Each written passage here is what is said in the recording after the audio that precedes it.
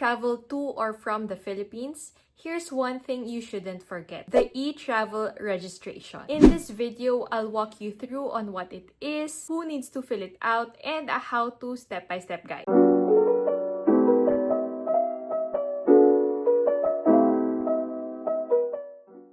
What is eTravel? The eTravel system is the Philippines' online arrival and departure card. It replaces the old paper forms that we used to fill up on the plane. It helps immigration, health, and tourism authorities manage travelers more efficiently. Who needs it? All Filipinos and foreign travelers traveling to and from the Philippines. Whether you're flying internationally, in or out, eTravel is required. When and where to register? You must register within 72 hours of your arrival or departure time at their official website. It's completely free and takes around 5 to 10 minutes only. Beware of fake websites. eTravel is a government service and it's totally free. So here's a step-by-step guide on how to fill it up. There are two ways.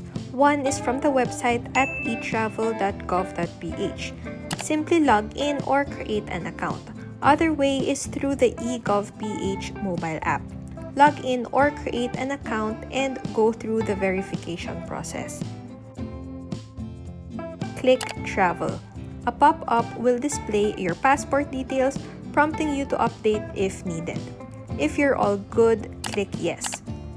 Here, you'll see your general details and travel history if meron na. If you're traveling with a kid or an infant or any family member, you can add by clicking this. If you're all adults and you prefer to fill up separately, okay lang din. Click New Declaration. Select if you're registering for yourself or your family member, and kung by air or sea yung travel. Then select if for arrival to the Philippines or for leaving the Philippines. Click Continue and fill up the rest of the details. You can see your flight number on your ticket. Kung with connecting flight, just select this. But on this case, none. So let's leave it. Enter your destination details as well. Click Next. If you have any currency declaration of more than 50,000 pesos or foreign currency in excess of 10,000 USD, you need to declare them here. If none, just click No. Place your signature. You can clear it here if you want to redo it, pero if okay na, click Next. Again, add any family member if meron. Click Next. And there you go. Double check all your information, then click Submit. Take a screenshot of this page and download the QR code. You'll also receive an email for your confirmation.